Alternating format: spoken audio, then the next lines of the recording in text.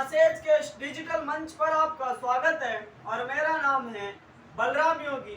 और आज अपन इस क्लास में जालोर के इतिहास के बारे में चर्चा करने वाले हैं और जालोर में किस प्रकार से सोनगरा चौहानों की जो शाखा आती है उसको इस्टेब्लिश किया गया था, उसके बारे में मैंने आपको पिछली क्लास में बता दिया था। और मैंने आपको यह भी बताया था कि जालोर दुर्ग के उपनाम सुवर्णगिरी, कांचनगिरी और सोनगिरी है। उसके अलावा जालोर में जो चौहान वंश के संस्थापक माने जाते हैं उनका नाम है कीर्तिपाल चौहान। और कीर्तिपाल चौहान के द्वारा 1181 में जालोर में सोनगरा चौहान शाखा को इस्टेब्लिश किया गया था। तो ये सब बातें मैं आपको पिछली क्लास में बता चुका हूँ। तो आज अपन उसी श्रृंखला में आगे बढ़ते हुए आगे और कौन कौन से प्रतापी राजा होते हैं उनके बारे में चर्चा करने वाले हैं। तो आप लोग ज्यादा से ज्यादा इस चैनल को सब्सक्राइब करें और अपने दोस्तों के साथ में शेयर करें और आने वाली प्रतियोगी परीक्षाओं के लिए आप अपने आप को तैयार रखें। तो करते हैं सेशन की शुरुआत। तो जो कीर्तिपाल चौहान थे,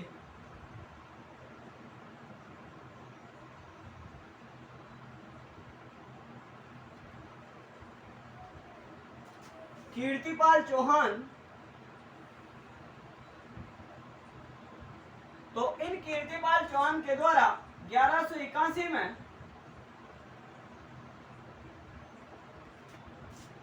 जालोर में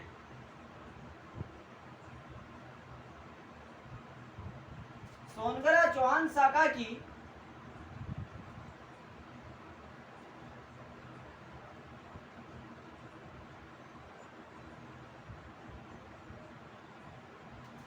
सोनगरा चौहान शाखा की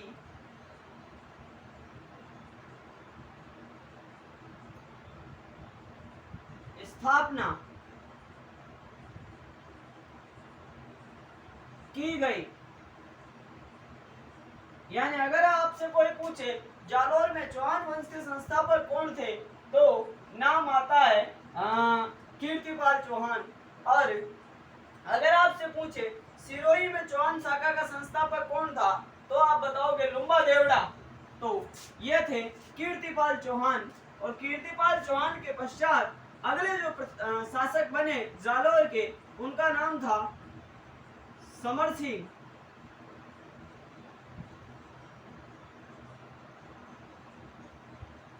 इनके बारे में आपको विशेष रूप से कोई बात याद रखनी नहीं है। बाकी अगर कभी एग्जाम में क्रोनोलॉजी पूछी जाए, इनका क्रम पूछा जाए तो आपको इसी वजह से इन शासकों को थोड़ा ध्यान में रखना है। तो कीर्तिपाल चौहान के पश्चात अगले जो शासक बने उनका नाम था समर सिंह। और समर सिंह के बाद में अगले जो राजा बने उनका नाम था उदय सिंह।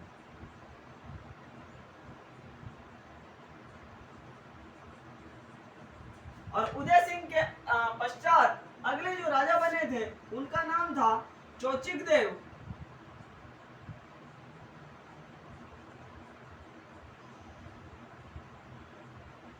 चौचिक देव और चौचिक देव के पश्चात अगले जो शासक बने उनका नाम था सामंत सिंह।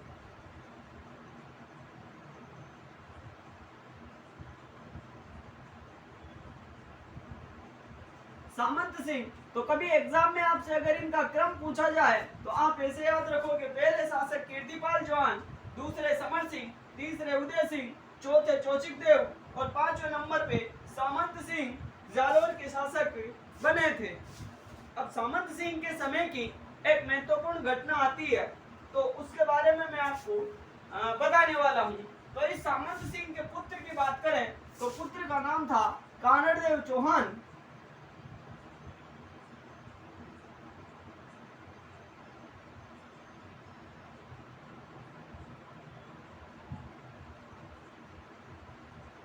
पुत्र का नाम क्या था? कानड़देव चौहान।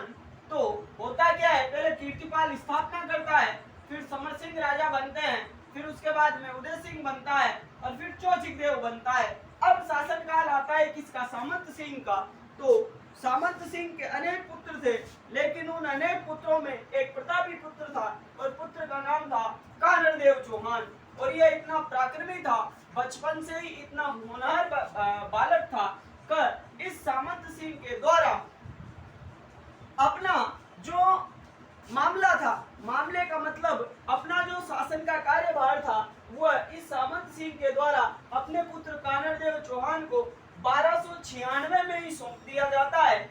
तो क्या होता है, ये समय तो वैसे सामंत सिंह का आता है, लेकिन ये कानड़देव एक होनहार शासक था, होनहार लड़का था। इसी वजह से इसका जो राज तिलक था वो कर करा के इसके लिए जो शासन का कार्यभार था, शासन का जो कार्यभार था वह 1996 से संभाला। अर्थात ये जो कानड़देव सोनगरा था, कानड़देव जो चौहान था, इसके हाथों में जालोर की जो सत्ता थी वो कब आ गई थी, 1296 में। अब आपको एक बात याद आ जानी चाहिए, कब 1296 में, मैंने गलती से यहाँ पे 1996 लिख दिया है, यहाँ पे क्या है 1296।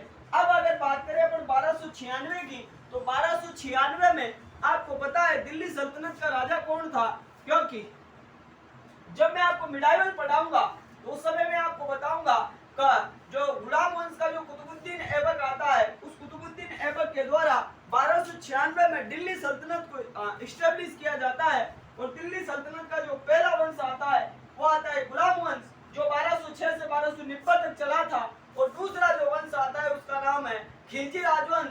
और खिलजी राजवंश का जो समय था 1290 से 1320 तक किस वंश का शासन रहा था, तो उस समय शासन रहा था खिलजी राजवंश का। तो यहाँ पे मैं अलग से आपको बता देता हूँ, ये जो दिल्ली सल्तनत थी,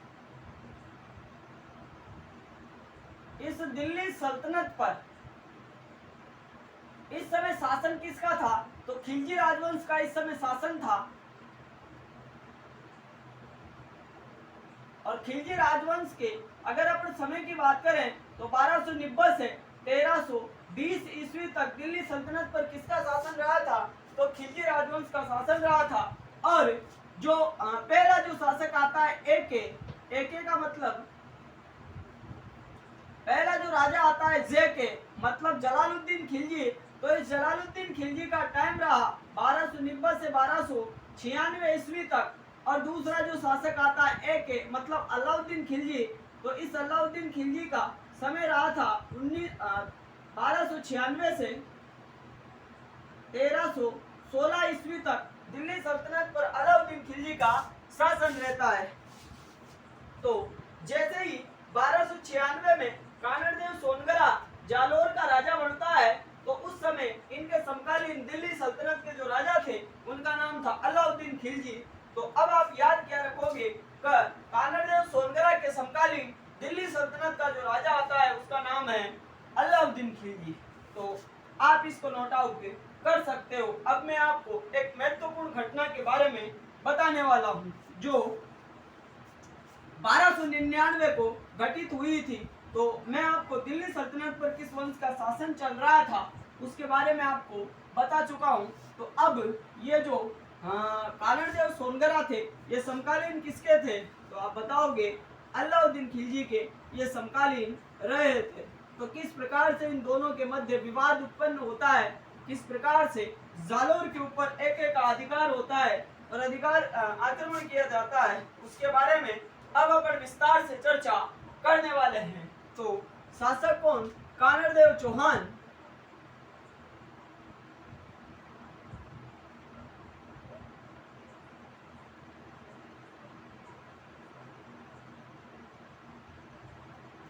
समकालीन दिल्ली सल्तनत की बात करें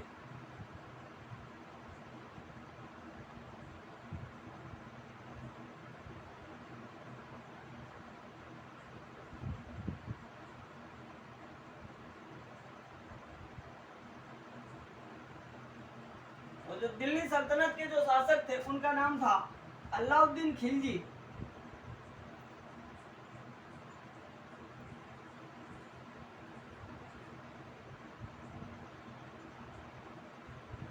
और इनके जो सेनापति थे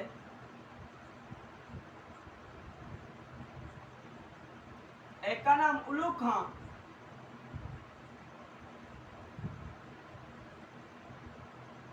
और दूसरे का नाम नुसरत खां।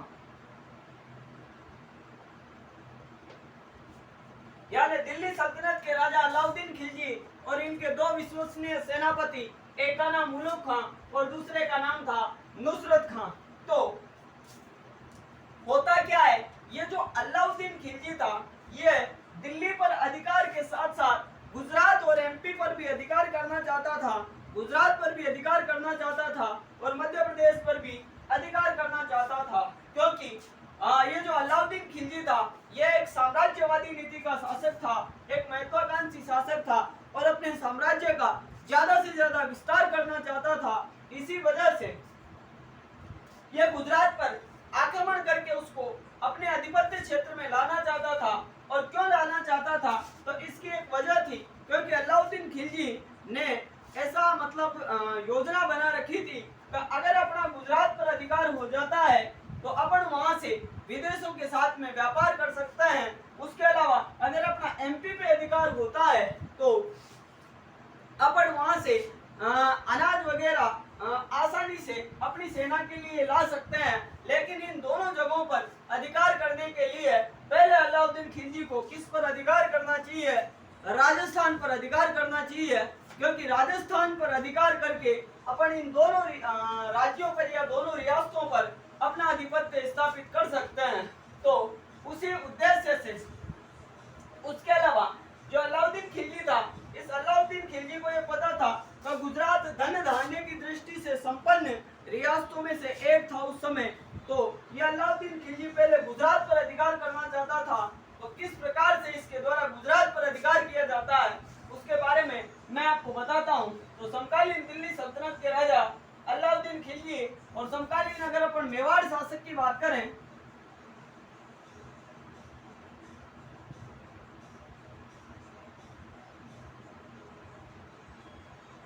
मेवाड़ शासक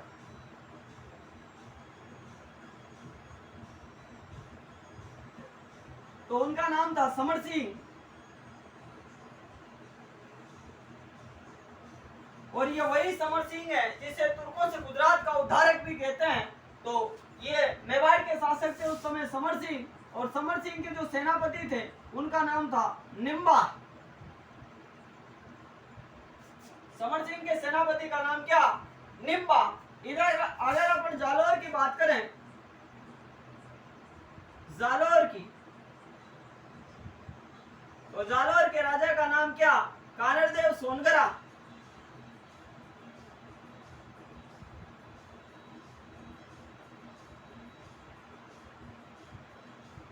कानड़देव सोनगरा और इनके साथ में इनके प्रतापी पुत्र सुंदर अति सुंदर पुत्र विरमदेव सोनगरा। इधर बात करें अपन गुजरात की,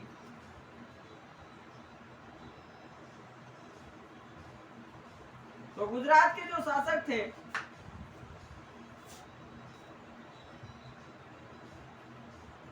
उनका नाम था कर्ण बघेला।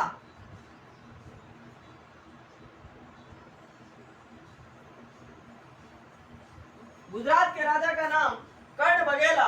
तो होता क्या है, ये जो उलुग खां और जो नुसरत खां है ये अपनी सेना को लेकर यहाँ से रवाना होते हैं और रवाना होते होते कहाँ पे चले जाते हैं, मेवाड़ की सीमा में और मेवाड़ की जैसे ही ये सीमा में प्रवेश करते हैं किसको जानकारी मिलती है, इस निम्बा को इस सेना के निकलने की जानकारी प्राप्त होती है। और इस निम्बा के द्वारा समर सिंह के पास में मैसेज भिजवाया गया कि साहब हमारे क्षेत्र में से होकर जो दिल्ली का जो अलाउद्दीन खिलजी है ये अपनी सेना को ले जा रहा है। तो जैसे ही समर सिंह के द्वारा ये समाचार सुना गया, समर सिंह मेवाड़ से आया और आकर इसने क्या किया, ये जो सेना निकल रही थी यहाँ से होके इस सेना से क्या ले लिया, टैक्स। इस सेना से क्या ले लिया, टैक्स। और टैक्स किसने लिया, समर सिंह ने। और ये जो सेना थी इस सेना से टैक्स लेकर सेना को आगे की तरफ पास आउट कर दिया, अर्थात सेना आगे बढ़ गई और जैसे ही सेना कहाँ पे पहुंची, गुजरात में पहुंची, तो कर्ण बघेला और एके के बीच में अर्थात उलुग खान और नुसरत खान के बीच में भयंकर युद्ध होता है। और युद्ध का परिणाम ये रहता है कि उलुग खान और नुसरत खान इस युद्ध में विजयी रहते हैं। और ये जो कर्ण बघेला था, इस कर्ण बघेला को इस युद्ध में हार का सामना करना पड़ता है। अर्थात जब उलुग खान और नुसरत खान गुजरात पर आक्रमण करने के लिए जा रहे थे, तो समर सिंह के द्वारा उसकी सेना से टैक्स लिया गया और सेना आगे गई गुजरात में, गुजरात को लूटा और सोमनाथ मंदिर की जो मूर्ति आती है, उस मूर्ति के खंडित 5 टुकड़ों को ये दोनों लेकर आ गए थे। तो जैसे ही इन्होंने यहाँ पर विजय प्राप्त की और विजय प्राप्त करने के पश्चात अब सेना वापस दिल्ली तो आएगी, तो उलुग खान और नुसरत खान ने सोचा कि यार अगर अपन मेवाड़ वाले क्षेत्र से होकर अगर वापस जाते हैं तो वहां का जो शासक बैठा हुआ है समर सिंह, वो अपनी धन संपदा को लूट लेगा, अपन से वापस टैक्स लेगा, तो क्यों ना अपन रूट चेंज करें, अर्थात अपन जिस रास्ते से होकर आए थे अब उस रास्ते से होकर नहीं चलेंगे, कोई दूसरे रास्ते से होकर चलेंगे। तो ये उलुग खान और नुसरत खान गुजरात से रवाना हुए और गुजरात से कहां पे गए, पहले जालोर से, और जालोर में प्रतापी राजा चौहान ब्रांच की जो सोनगरा शाखा आता है, इसको महत्वाकांक्षी शासक जालोर पर शासन कर रहा था। और जैसे ही सेना गुजरात से जालोर की तरफ निकली, ये जो सेना जब जालोर की सीमा में पहुंची, तो कानरदेव सोनगरा को इस बात का पता चला कि एके की सेना अपने क्षेत्र में आई हुई है। तो अलाउद्दीन, ये जो कानरदेव सोनगरा था, इसके द्वारा अलाउद्दीन खिलजी की सेना को लूट लपाट लिया गया। उसकी सेना को लूटकर जो गुजरात से जो धन संपदा लूटी गई थी, उस संपदा को वापस कहां पे भिजवा दिया गया, गुजरात में। और इस प्रकार से ये जो अलाउद्दीन खिलजी है, इस अलाउद्दीन खिलजी की ये जो सेना है, ये वापस कहां पे आ जाती है, अलाउद्दीन खिलजी के पास में आ जाती है। और किस प्रकार इस कानरदेव सोनगरा के द्वारा इस उलुग खान और नुसरत खान के ऊपर आक्रमण किया गया का नुसरत खान को तो हाथ में चप्पलें लेकर भागना पड़ा था, इतना पराक्रमी सम्राट था कौन, कानरदेव सोनगरा। जब उलुग खान और नुसरत का एके के पास में वापस आए, तो इन्होंने कहा कि साहब जब हम मेवाड़ वाले क्षेत्र से होकर गए, तो मेवाड़ के जो समर सिंह थे उनके द्वारा भी हमसे टैक्स लिया गया, और फिर जब हम जालोर से होकर आ रहे थे, तो जालोर के जो राजा थे कानरदेव सोनगरा, उनके द्वारा भी हमसे टैक्स लिया गया। तो कुल मिला के हम किसी भी प्रकार की कोई धन संपदा नहीं ला सके। बाकी अब अपन इन दोनों से पंगा लेंगे, अर्थात अगर हमारी सेना के ऊपर इन दोनों शासकों के द्वारा आक्रमण किया गया है, तो अलाउद्दीन खिलजी तिलवाला उठा और अलाउद्दीन खिलजी ने कहा कि मैं संपूर्ण भारत का शासक हूँ, इसी वजह से अब अपन अगला आक्रमण करेंगे किसके ऊपर, जालोर के ऊपर। तो इसी वजह से जालोर के ऊपर अगला आक्रमण होता है 1305 में। और जब टैक्स लिया गया मेवाड़ की सेना के द्वारा, अर्थात समर सिंह के द्वारा, तो 1303 में भी मेवाड़ के ऊपर भी आक्रमण किया जाता है अलाउद्दीन खिलजी के द्वारा रतन सिंह के शासनकाल में, और पद्मिनी के द्वारा जोहर रचा जाता है। तो इस प्रकार से ये घटनाक्रम होता है।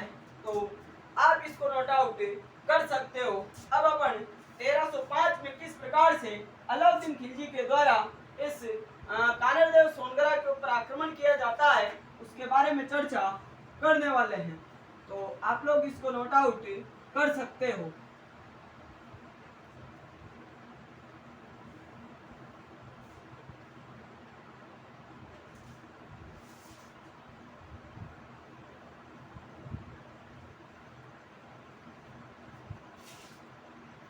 अब इधर दिल्ली सल्तनत के शासक कौन, अलाउद्दीन खिलजी। बात करें अपन जालोर की,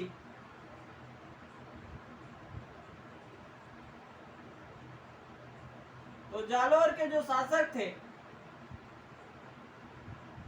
उनका नाम था कानरदेव चौहान,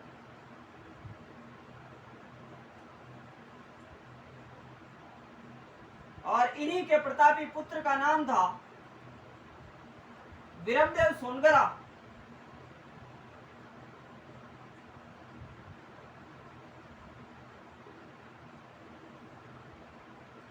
सोनगरा, विरमदेव सोनगरा। तो अलाउद्दीन खिलजी ने, और घटना कब आती है? 1305 ईस्वी का आक्रमण, 1305 ईस्वी का आक्रमण। अलाउद्दीन खिलजी के सेनापति इसमें थे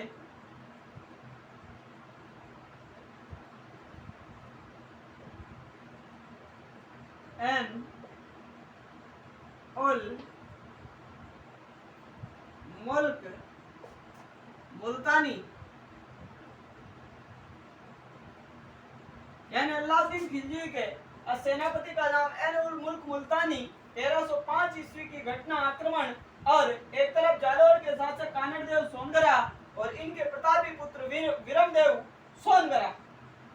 तो 1305 में कानड़देव चौहान की सेना और अलाउद्दीन खिलजी की सेना आमने सामने आ जाती है, लेकिन युद्ध से पहले रात्रि हो जाती है, और ऐसा माना जाता है कि मुल्तानी, ये जो मुल्तानी और ये जो कानड़देव सोनगरा था, इनके बीच में तांडी वगैरह पीने के पश्चात, अर्थात मदिरा सेवन के पश्चात अलायंस अर्थात संधि हो जाती है। और संधि के तहत ये जो पुत्र विरमदेव था, संधि के तहत यह जो पुत्र विरमदेव था, इस विरमदेव को दिल्ली दरबार में उपस्थित होना पड़ा था, अर्थात अलाउद्दीन खिलजी के पास में उपस्थित होना पड़ा।